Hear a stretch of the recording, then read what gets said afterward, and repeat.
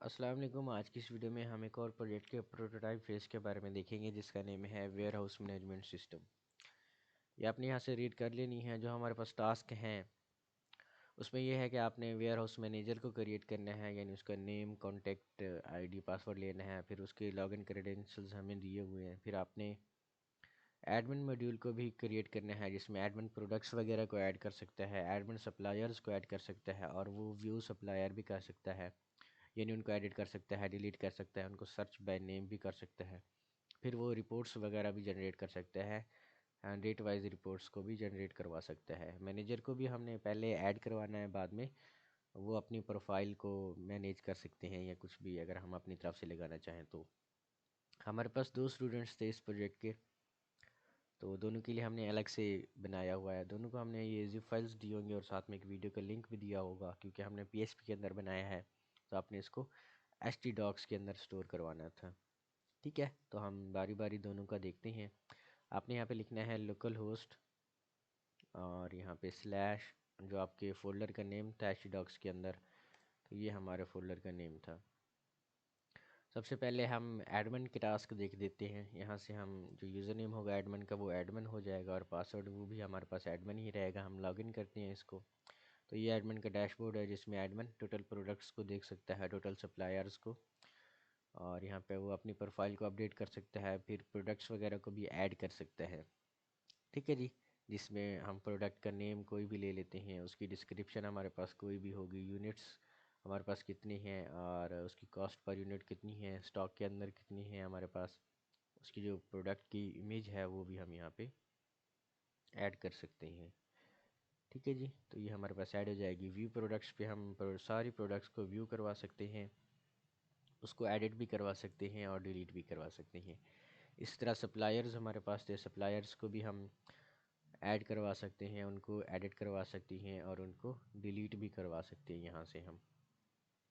ठीक है, तो ये कॉन्टेक्ट हमारे पास आ जाएगा। यहाँ से एडमिन सप्लायर्स को व्यू कर सकते हैं, उनको सर्च बाय नेम भी कर सकता है। यहाँ पे हम अगर कह लें कि कोई इस नेम का सप्लायर है तो हमारे पास कोई भी सप्लायर नहीं होगा, लेकिन यहाँ पे हम अब्बास के सप्लायर को सर्च करेंगे तो ये देखिए नासिर अब्बास हमारे पास सप्लायर्स है पड़ा। यहाँ पे अगर कोई और आप सप्लायर को सर्च करेंगे तो वो सप्लायर आपके पास यहाँ पे नहीं आएगा। ठीक है, तो इस तरह वो एडिट भी कर सकता है और इनको डिलीट भी कर सकता है अगर डिलीट करना चाहे तो। सही है, तो यहाँ पे ऑप्शन आ जाएगा। इस तरह रिपोर्ट्स है, एडमिन रिपोर्ट्स को भी जनरेट कर सकता है, यानी जितनी भी प्रोडक्ट्स आपके पास होंगी एडमिन डेट वाइज जाके उन प्रोडक्ट्स को उन प्रोडक्ट्स की रिपोर्ट है उनको जनरेट कर सकता है। तो ये हमारे पास प्रोडक्ट्स की रिपोर्ट, क्योंकि इसमें जावास्क्रिप्ट की मदद से हमने रिपोर्ट वगैरह को जनरेट करवाने हैं, इसलिए थोड़ा सा ये टाइम ले रहा है इसको यहाँ पे। अच्छा, ये हम बाद में देख लेते हैं।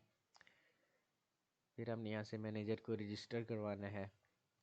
मैनेजर को हम यहाँ से रजिस्टर करवाएंगे, तो हम इसको यूज़र नेम मैनेजर ले लेते हैं, फ़ोन नंबर हम कोई सा भी ले लेते हैं, ईमेल हम इसका manager12 ले लेते हैं @gmail.com, पासवर्ड भी हम इसका 123 ले लेते हैं और एज हमारी कोई भी आ जाएगी। रजिस्टर पे क्लिक करते हैं तो ये रजिस्टर हो जाएगा। फिर हम यहाँ पे लॉगिन पे क्लिक करते हैं तो ये मैनेजर जो हमने 12 ऐड करवाया है और इसका पासवर्ड भी, फिर लॉगिन करवाते हैं तो ये मैनेजर का डैशबोर्ड हमारे पास आ जाएगा। अपडेट प्रोफाइल पे क्लिक करते हैं तो मैनेजर अपनी प्रोफाइल भी अपडेट कर सकता है, वो लॉग आउट भी कर सकता है। ठीक है, तो ये हमारे पास था जी, और यहाँ पे हमने रिपोर्ट को जनरेट करवाना था, तो यहाँ पे हम एडमिन को लॉगिन करते हैं और रिपोर्ट्स के पेज के ऊपर जाते हैं। अगर ये आपके एक ब्राउज़र के अंदर टाइम ले वैसे, तो यहाँ पे हम डेट्स की मदद से रिपोर्ट को जनरेट करवाते हैं। हम चाहते हैं कि 5 फरवरी से 5 मार्च तक जितनी भी रिपोर्ट्स थी या जितनी प्रोडक्ट्स थी वो यहाँ पे आ जानी चाहिए। तो हमारे पास एक ही प्रोडक्ट्स थी जो कि आज ही हमने ऐड की है 12 फरवरी को। यहाँ पे एक्सपोर्ट टू एक्सेल, तो एक्सेल के अंदर आप ये प्रोडक्ट्स वगैरह को एक्सपोर्ट करवा सकती हैं।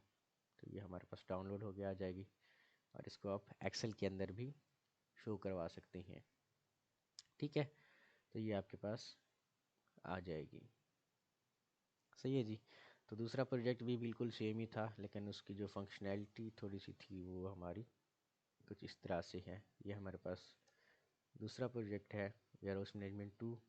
पहला जो हमने बूटस्ट्रैप के अंदर बनाया है, इसको हमने CSS की मदद से बनाया है। यहाँ से भी हम एडमिन को लॉगिन करवाते हैं। इसका जो यूज़र नेम होगा वो एडमिन होगा, पासवर्ड भी हमारे पास एडमिन होगा। इसको लॉगिन करवाते हैं तो ये एडमिन के डैशबोर्ड आ जाएगा। एडमिन प्रोडक्ट्स वगैरह को यहाँ से ऐड कर सकता है, और पहले से जो प्रोडक्ट्स हमारे पास एडिड है, एडमिन उनको व्यू भी कर सकता है, उनको एडिट और डिलीट भी कर सकता है।